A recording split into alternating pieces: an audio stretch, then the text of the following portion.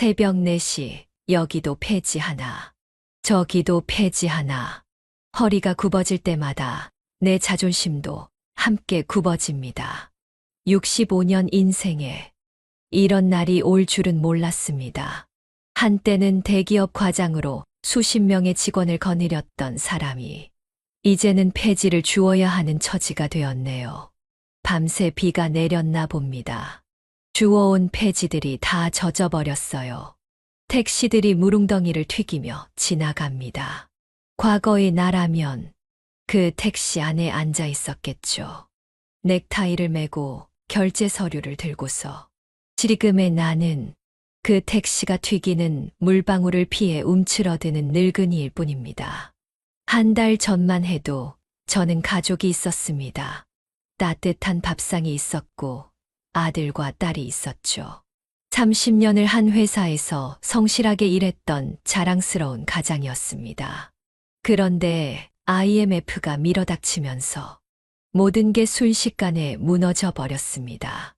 1997년 12월, 그날의 기억은 지금도 선명합니다.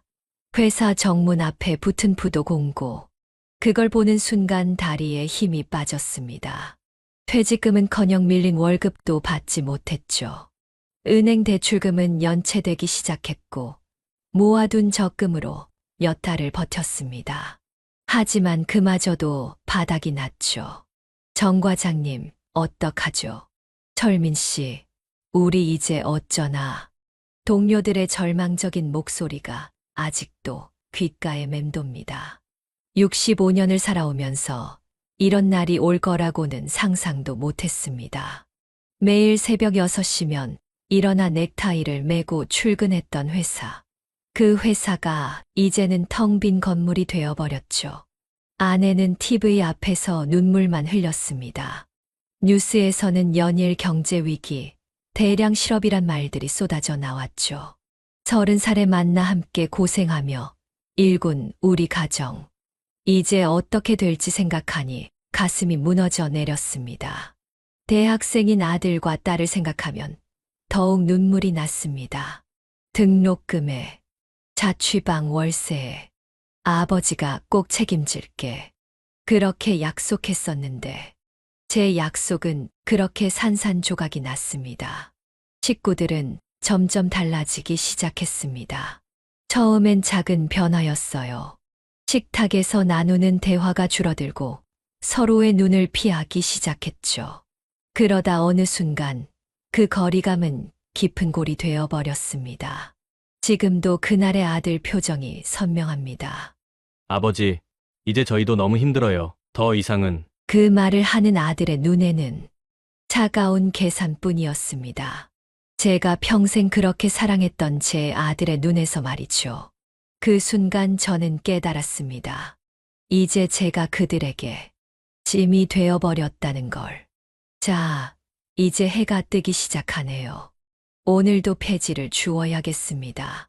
하지만 이게 끝은 아닐 겁니다. 언젠가는 꼭 다시 일어서고 말 테니까요. 그리고 그때 제가 겪은 이 모든 것들을 똑같이 느끼게 해주고 말 겁니다. 배신한 그들 모두에게. 내 물건들이 하나둘 현관 앞으로 던져지는 걸 보고만 있어야 했습니다. 30년 동안 입었던 양복들, 아내와 찍은 사진들, 자식들 어릴 적 앨범까지 마치 쓰레기처럼 내팽개쳐졌죠. 그날은 제가 평생 잊지 못할 굴욕을 맛본 날이었습니다. 아버지, 이제 그만 나가주세요. 저희도 더는 버틸 수가 없어요. 아들놈의 말투는 차가웠습니다. 마치 남 대하듯. 제가 걸어 다닐 때부터 업어 키운 아들인데 이제는 낯선 사람이 되어버렸네요. 오빠, 어서 끝내. 이웃들 이러다 다 보겠어. 딸아이의 목소리였습니다. 창피하다는 듯이. 제가 얼마나 자랑스러워했던 딸인데 이제는 저를 수치스러운 존재로 여기는군요. 짐을 싸는 제 손이 떨렸습니다. 분노 때문이었을까요? 슬픔 때문이었을까요? 아니면 복수심 때문이었을까요?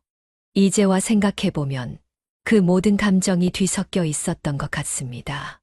여보, 우리 애들이 이럴 수가. 아내는 그렇게 한마디 하고는 쓰러지듯 주저앉았습니다.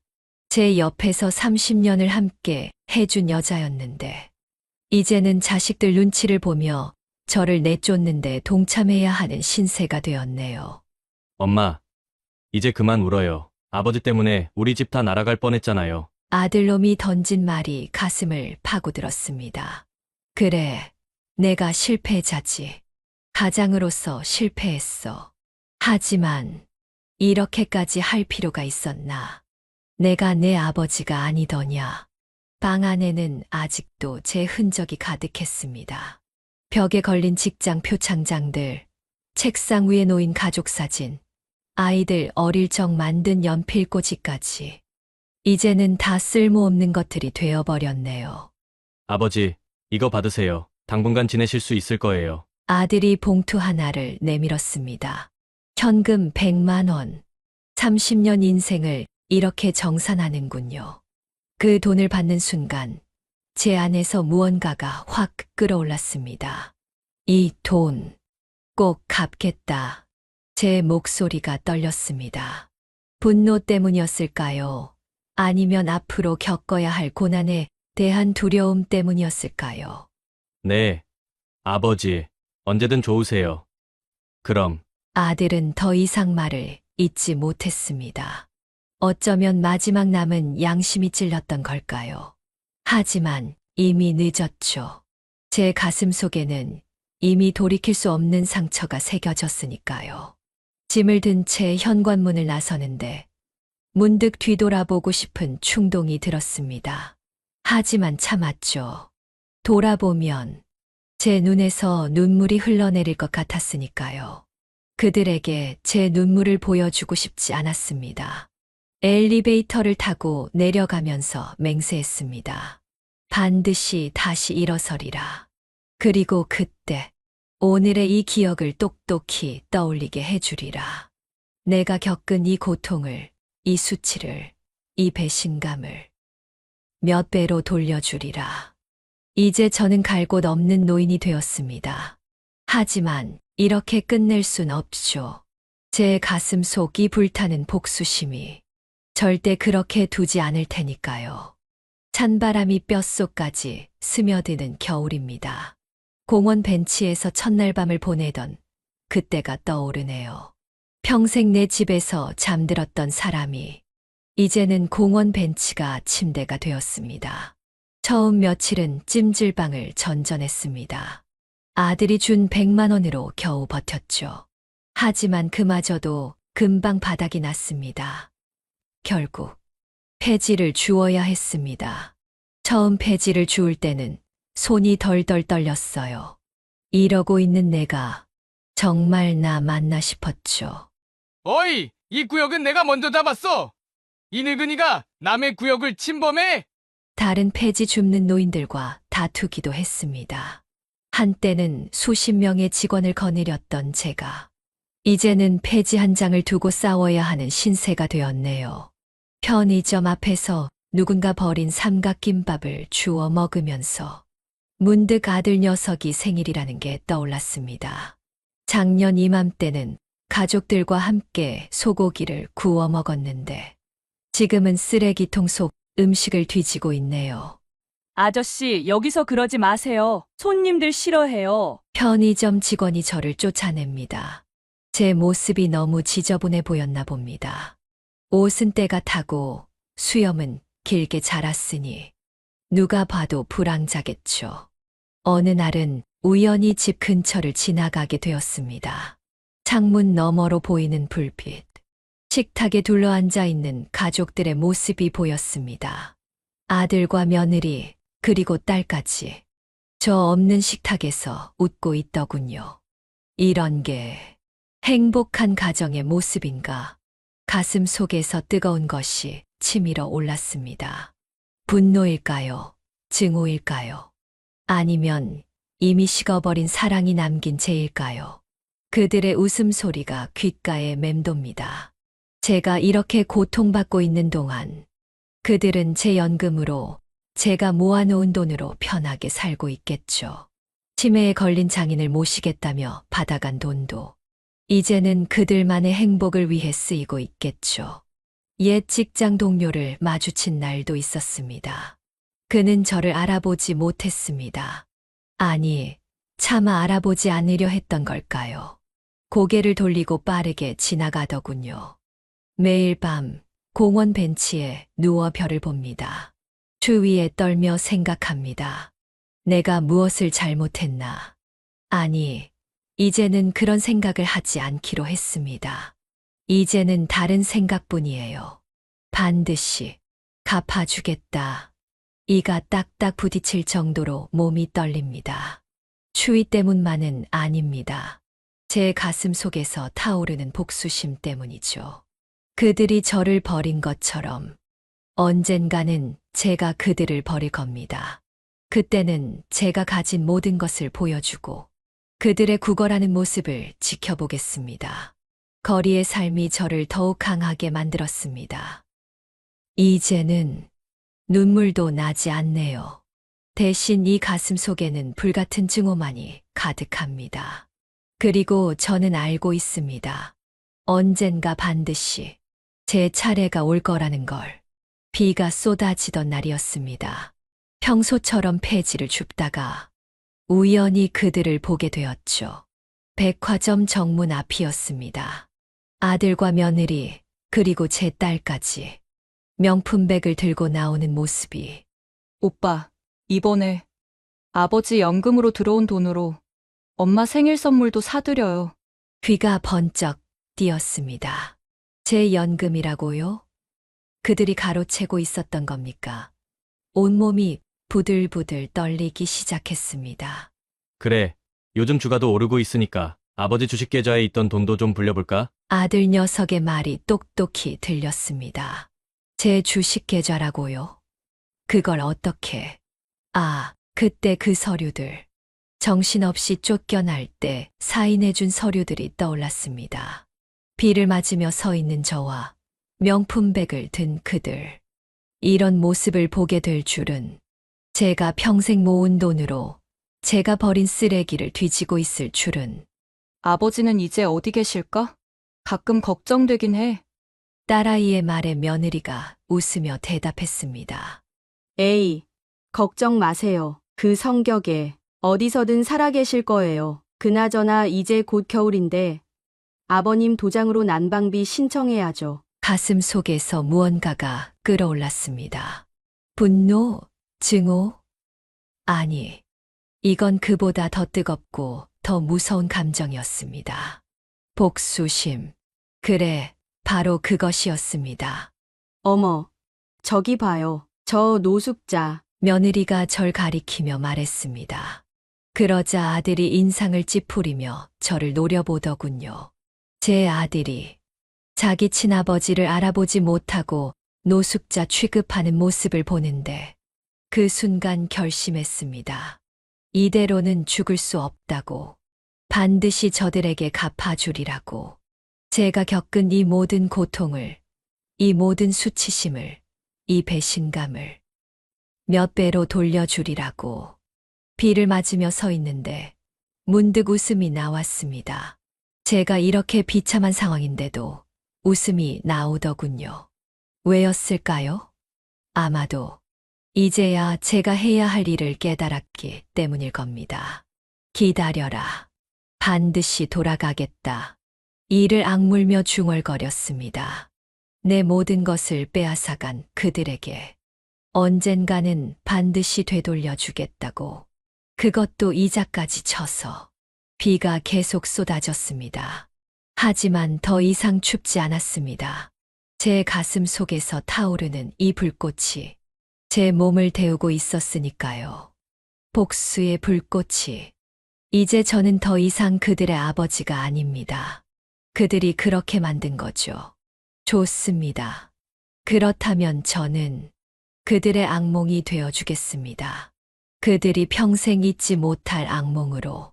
그날도 평소처럼 폐지를 주우러 다니던 중이었습니다. 이제는 거리 생활에 익숙해져서인지 손끝의 동상도 무감각해졌고 사람들의 멸시, 어린 눈빛도 더 이상 신경 쓰이지 않더군요. 새벽 3시 불이 켜진 편의점이 눈에 띄었습니다. 밤새 모은 폐지를 팔아번 돈으로 뜨거운 커피라도 한 잔 마시고 싶었죠. 편의점 문을 열자 따뜻한 바람이 제 얼굴을 스쳤습니다. 어서 오세요. 뜻밖의 반가운 인사. 대부분의 편의점에서는 제가 들어서면 곧바로 쫓아내곤 했는데 이 주인은 달랐습니다. 저기 커피 한 잔만. 떨리는 손으로 동전을 꺼내려는데 주인이 저를 멈춰 세웠습니다. 어르신, 이 시간에는 커피 리필이 무료예요. 저기 따뜻한 의자에 앉아서 드세요. 순간 눈시울이 뜨거워졌습니다. 얼마 만의 친절인가요? 얼마 만의 따뜻한 말 한마디인가요? 매일 이 시간에 폐지 주우시는 거 봤어요. 어르신, 혹시 식사는 하셨나요? 주인이 따뜻한 삼각김밥 하나를 내밀었습니다. 자선이 아닌 진심 어린 마음이 느껴졌습니다. 이런 늙은이한테 왜 이러시나. 저도 아버지가 계세요. 지금은 돌아가셨지만 어르신을 보면 우리 아버지 생각이 나서요. 그렇게 우리는 이야기를 나누기 시작했습니다. 제 과거에 대해서도, 가족들의 배신에 대해서도, 처음으로 누군가에게 제 이야기를 털어놓았습니다. 어르신, 복수는 아무것도 해결하지 못해요. 하지만 주인의 말이 이어졌습니다. 그들에게 어르신의 진정한 모습을 보여주는 건 의미가 있을 것 같네요. 잠시 침묵이 흘렀습니다. 그리고 주인이 제게 무언가를 내밀었죠. 이거 복권 한 장 사보시겠어요? 농담 반, 진담 반으로 하는 말인데 가끔은 인생이 이런 우연으로 바뀌기도 하잖아요. 그 순간 제 가슴 속 복수심과 함께 다른 감정이 피어올랐습니다. 희망이었을까요? 아니면 새로운 시작에 대한 용기였을까요? 그래, 한번 사보지. 떨리는 손으로 복권을 받아들었습니다. 단순한 종이 한 장. 하지만 그 순간만큼은 이 한 장의 종이가 제 인생을 바꿀 수 있을 것만 같았습니다. 어르신, 이제 곧 해가 뜰 텐데 오늘은 여기서 좀 쉬다 가세요. 주인의 말에 고개를 끄덕였습니다. 뜨거운 커피를 마시며 창밖을 바라보는데 문득 떠올랐습니다. 제가 그토록 바라던 것은 단순한 복수가 아니었다는 걸. 진정한 승리는 그들을 내려다보는 게 아니라 제가 다시 일어서는 것, 그리고 그들에게 보여주는 것. 제가 얼마나 강한 사람이었는지, 그들이 버린 것이 얼마나 소중한 것이었는지 복권을 주머니에 넣으며 생각했습니다. 이제 정말 새로운 시작을 해볼까. 일주일이 지났습니다. 그날도 여느 때처럼 쓰레기장 근처 반지하 고시원에서 밤을 보내고 있었죠. 곰팡이 냄새가 나는 좁은 방, 깜빡거리는 형광등 아래에서 작은 휴대용 라디오를 듣고 있었습니다. 이번 주 복권 당첨 번호를 알려드립니다. 귀를 기울였습니다. 편의점 주인이 준 복권. 그날 이후로 한 번도 확인하지 않았던 그 복권이 문득 생각났습니다. 1등 당첨 번호는 구겨진 복권을 꺼내들었습니다. 손이 떨렸습니다. 52, 18, 24, 35, 41. 눈을 의심했습니다. 다시 보고 또 보고. 그래도 숫자는 변함이 없었습니다. 1. 일치. 이게 전부 일치하잖아. 순간 온몸에 식은땀이 흘렀습니다. 40억.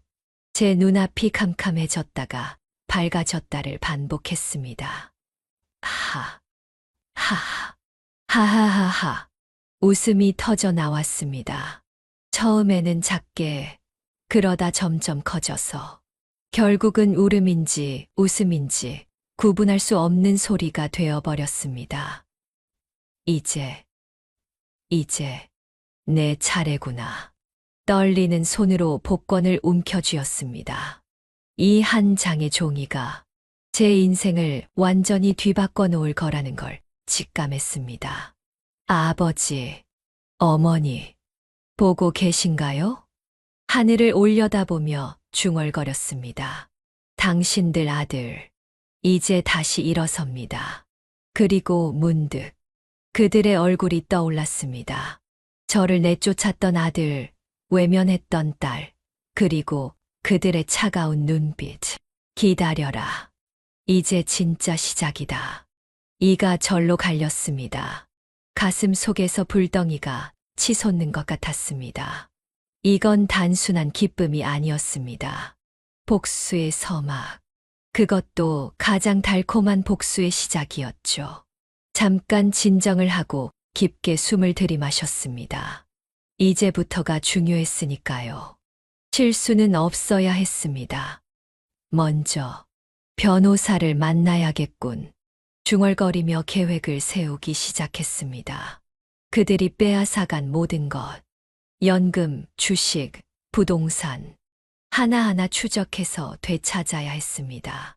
그리고 창밖을 바라보며 싸늘하게 웃었습니다. 그들이 나를 버렸듯이 이제는 내가 그들을 버릴 차례야. 복권을 소중히 지갑에 넣으며 생각했습니다. 이제 더 이상 쓰레기를 뒤지지 않아도 됩니다. 더 이상 추위에 떨지 않아도 되죠.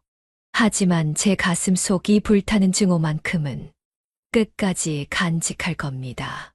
40억. 내 인생의 가치를 그들이 알게 해주마.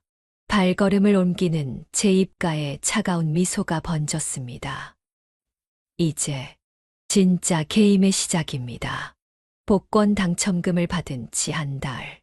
저는 모든 준비를 마쳤습니다. 최고의 변호사들을 고용해 증거를 모았죠. 제 통장, 주식 계좌, 부동산 서류. 그들이 불법으로 빼돌린 모든 재산의 증거를 확보했습니다. 아버님, 이제 고소장을 접수하면 됩니다. 횡령, 사문서 위조, 사기. 최소 5년형이네요.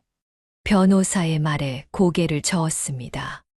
아니, 그들을 감옥에 보내고 싶진 않아요. 더 고통스러운 방법이 필요합니다. 먼저 그들의 회사를 노렸습니다. 아들 녀석이 다니는 중소기업. 제가 모은 돈으로 차린 회사죠. 모든 주식을 매입하고 이 사진을 장악했습니다. 물론 제 이름이 아닌 다른 이름으로요. 이번 구조조정 1순위 명단입니다. 제가 선임한 새로운 대표가 명단을 내밀었습니다. 맨 위에는 당연히 제 아들의 이름이 있었죠. 다음은 딸아이 차례였습니다. 그 애가 운영하는 카페. 건물주를 통해 계약 해지를 통보했습니다. 권리금도 하나 못 받게 했죠. 제 돈으로 시작한 사업인데 이제는 제 힘으로 무너뜨릴 차례였으니까요. 아버지, 제발 한 번만 봐주세요. 드디어 그들이 찾아왔습니다. 제가 마련한 호텔 스위트룸에서 그들을 맞이했죠. 새로 맞춘 고급 양복을 입고 그들을 내려다보며 앉아 있었습니다. 아, 아버지, 저희가 잘못했습니다. 아들이 무릎을 꿇었습니다. 딸아이도 눈물을 흘리며 매달렸죠. 아버지, 저희를 용서해 주세요. 그동안 저희가 얼마나 큰 죄를 지었는지. 순간 가슴이 찢어질 듯 아팠습니다. 저들이 진심으로 뉘우치는 걸까 하는 생각이 들었죠. 하지만 곧 정신을 차렸습니다. 그들의 눈빛에는 진정한 후회가 아닌 계산된 눈물만이 있었으니까요. 용서해달라고? 그래, 용서해주마. 그들의 눈에 희망이 번졌습니다. 하지만 제 말은 여기서 끝나지 않았죠. 단, 조건이 있다. 서류 뭉치를 던졌습니다. 이건 너희가 빼돌린 내 재산 목록이다. 이자까지 다 쳐서 갚아라. 네. 하지만 그건 저희가 어떻게... 그래, 너희가 못 갚을 걸 알아. 그러니까 다른 제안을 하지. 천천히 일어나 창가로 걸어갔습니다. 너희가 나를 버렸을 때 내가 어떻게 살았는지 궁금하지 않나. 서랍에서 누더기 옷을 꺼냈습니다. 제가 폐지 줍던 시절 입었던. 자, 입어봐라. 그리고 거리로 나가서 폐지를 주워 오너라. 한 달만 내가 겪은 그 고통을 느껴보면 모든 걸 용서해 주마. 아버지, 그건 너무하시잖아요. 딸아이가 울부짖었습니다. 너무하다고. 내가 겪은 건 너무하지 않았나? 한 달이면 충분하지 않나? 나는 1년을. 목소리가 떨렸습니다. 선택해라. 빚을 갚든지 아니면 한 달간 거리에서 살든지 둘 중 하나다. 그들은 결국 거리로 나가기로 했습니다. 하지만 단 이틀도 버티지 못했죠. 그들에게는 제게 있었던 의지도 살아남으려는 절박함도 없었으니까요. 이제 됐다. 초라한 모습으로 돌아온 그들을 보며 말했습니다. 이게 내가 바란 진짜 복수다. 너희가 끝까지 해내지 못한다는 걸 보여주는 것. 그게 바로 내가 원한 거였다. 서류 한 장을 내밀었습니다. 이건 고소장이다. 언제든 제출할 수 있지. 하지만 그러지 않을 거다. 대신 그들의 얼굴이 창백해졌습니다. 매달 한 번씩 내가 폐지 줍던 그 공원에서 청소 봉사를 해라. 3년 동안. 그리고 그곳에서 만나는 노숙자들에게 따뜻한 밥 한 끼를 대접해라. 내 돈으로. 그게 전부인가요? 아들이 떨리는 목소리로 물었습니다. 그래, 그게 전부다. 왜 이런 선택을 했는지 알고 싶나? 창밖을 바라보며 말을 이었습니다. 진정한 복수는 너희를 파멸시키는 게 아니다. 너희가 평생 잊지 못할 교훈을 주는 거지. 그리고 너희가 버린 아버지가 얼마나 위대한 사람이었는지 보여주는 거다. 발걸음을 옮기며 마지막 말을 남겼습니다. 이제 가봐라. 다음 주 토요일 그 공원에서 보자. 복수를 마친 후 제 마음은 오히려 더 복잡해졌습니다. 텅 빈 듯한 허전함. 그동안 가슴속을 채우고 있던 분노와 증오가 사라지니 그 자리를 채울 무언가가 필요했죠. 어르신, 이제 어떻게 하실 건가요? 편의점 주인이 물었습니다. 그는 여전히 제게 따뜻한 커피를 건네주는 친구였죠. 모르겠어요. 이제 와서 생각해보니 복수가 전부는 아니었던 것 같아요. 그날 밤 공원 벤치에 앉아 생각에 잠겼습니다. 문득 주변을 둘러보니 저와 같은 처지의 노인들이 눈에 들어왔습니다. 쓸쓸히 앉아있는 노인, 춥다고 웅크린 할머니, 저분들도 나와 같은 사연이 있으시겠지. 다음 날 동사무소를 찾아갔습니다. 독거노인 지원 사업에 대해 문의하고 싶습니다. 담당 주무관이 의아한 눈으로 저를 바라봤습니다. 지원을 받으시려는 건가요? 아니요, 지원을 하고 싶습니다. 그렇게 제 인생의 새로운 장이 시작되었습니다. 40억. 이 돈으로 할 수 있는 일이 많더군요. 먼저 독거노인 무료 급식소를 시작했습니다. 제가 거리에서 굶주리던 그 시절, 한 끼의 따뜻한 밥이 얼마나 소중한지 알았으니까요. 정 선생님, 오늘도 이렇게 와주셔서 감사해요. 급식소를 찾은 할머니의 말씀에 가슴이 따뜻해졌습니다. 제가 감사하죠. 이제야 제 인생의 의미를 찾은 것 같아요. 자원봉사자들도 하나둘 모여들었습니다. 놀랍게도 그 중에는 제 아들과 딸도 있었죠. 처음에는 제가 시킨 봉사활동이었지만 이제는 자발적으로 찾아와 도움을 주고 있었습니다. 아버지, 저희가 진심으로 잘못했어요. 어느 날 딸아이가 눈물을 글썽이며 말했습니다. 봉사활동을 하면서 깨달았어요. 아버지께서 저희에게 진정한 사랑을 가르쳐 주신 거예요. 아들도 달라졌습니다. 회사를 잃은 후 작은 분식집을 시작했더군요. 매주 급식소에 김밥과 떡볶이를 무료로 제공하고 있었습니다. 아버지, 이제야 행복이 뭔지 알 것 같아요. 돈이나 명예가 아닌 다른 사람을 돕는 기쁨이. 그들의 변화를 지켜보며 생각했습니다. 제가 계획했던 복수는 어쩌면 더 큰 계획의 일부였던 걸까요? 그들의 영혼을 정화하는 과정이었던 걸까요? 편의점 주인과 늦은 밤 이야기를 나누었습니다. 그때 제게 복권을 권하신 이유가 이런 결말을 예상하신 건가요? 그가 빙그레 웃으며 대답했습니다. 사람은 누구나 두 번째 기회를 가질 자격이 있죠. 어르신도, 어르신의 자녀들도. 창밖으로 눈이 내리기 시작했습니다. 작년 이맘때는 이 눈이 그토록 차갑고 잔인했는데 이제는 왜 이리 아름다워 보이는 걸까요? 1년이 지났습니다. 오늘은 제가 거리에서 폐지를 줍던 그 공원의 작은 복지관이 문을 여는 날입니다. 정철민 실버복지관. 제 이름을 딴 이 건물 앞에서 많은 사람들이 박수를 치고 있었습니다.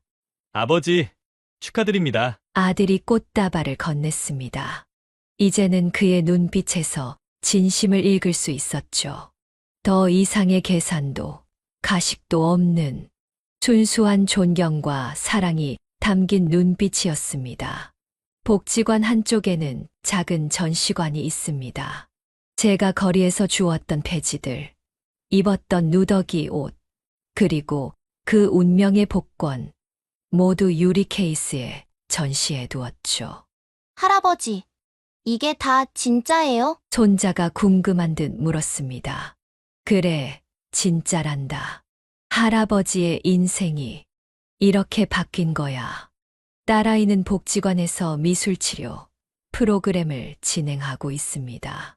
그림을 통해 상처받은 마음을 치유하는 일. 어쩌면 그 아이도 자신의 상처를 치유하고 있는 건지도 모르겠습니다. 아버지, 제가 요즘 깨달은 게 있어요. 딸이 말했습니다. 우리가 아버지를 버렸을 때 그게 오히려 아버지께는 축복이었을지도 모르겠어요. 아버지께서 진정한 삶의 의미를 발견하신 거잖아요. 고개를 끄덕였습니다. 그래, 내 말이 맞다. 내가 모든 걸 잃었다고 생각했을 때 오히려 더 소중한 것을 찾았으니까. 편의점 주인도 이제는 복지관의 자문위원이 되었습니다. 그의 제안으로 편의점, 체인점들과 연계해 독거노인 지원 프로그램도 시작했죠. 어르신 기억나세요? 그때 그 복권을 살 때 그가 웃으며 말했습니다. 사실 저는 복권에 당첨될 거라고는 상상도 못했어요. 그저 어르신께 작은 희망이라도 드리고 싶었을 뿐인데. 알아요. 당신이 준 건 단순한 복권이 아니었죠. 새로운 삶의 기회였어요. 복지관 옥상 정원에 올라가 도시를 내려다보았습니다. 1년 전 이 도시는 제게 너무나 차갑고 냉혹한 곳이었는데 이제는 왜 이리 따뜻해 보이는 걸까요? 여보, 문득 하늘을 올려다보며 죽은 아내를 생각했습니다. 당신이 원하던 모습, 이제야 내가 이룬 것 같아요. 주머니에서 낡은 지갑을 꺼냈습니다. 그 안에는 아직도 그때 그 복권이 들어있었죠. 이제는 색이 바랜 종이 한 장. 하지만 이 한 장의 종이가 가져다 준 변화는 돈으로는 결코 살 수 없는 것이었습니다. 자, 이제 시작해볼까. 복지관 입구로 향했습니다. 오늘부터 새로운 프로그램이 시작되거든요. 거리의 노숙자들에게 직업 교육을 제공하는, 제가 겪었던 그 절망을 다른 이들은 겪지 않게 하는 프로그램입니다. 인생이란 참 신기한 것 같습니다. 제가 가장 밑바닥이라고 생각했던 그때가 오히려 새로운 시작이었다니. 이제 저는 압니다. 진정한 승리자가 된다는 건 다른 이들을 밟고 올라서는 게 아니라 함께 손을 잡고 일어서는 거라는 걸. 그리고 진정한 용서는 상대방이 아닌 나 자신을 위한 것이라는 걸. 여러분, 지금까지 저의 이야기를 들어주셔서 감사합니다. 나이가 들어서도 인생은 늘 우리를 놀라게 하는 것 같습니다. 제가 폐지를 줍던 그때는 상상도 못했죠. 이렇게 여러분과 제 이야기를 나누게 될 줄은. 혹시 지금 힘든 시기를 보내고 계신 분이 있다면 저의 이야기가 작은 희망이 되었으면 좋겠습니다. 인생은 결코 포기하기에는 너무나 아름다운 것 같습니다. 제 이야기가 마음에 드셨다면 좋아요와 구독 부탁드립니다. 그리고 혹시 주변에 이런 이야기가 필요한 분이 계시다면 이 영상을 공유해 주시면 감사하겠습니다. 댓글로 여러분의 이야기도 들려주세요. 우리 모두는 서로의 이야기로 위로받고 힘을 얻을 수 있으니까요. 다음에 또 다른 이야기로 찾아뵙겠습니다. 여러분, 평안한 밤 되세요.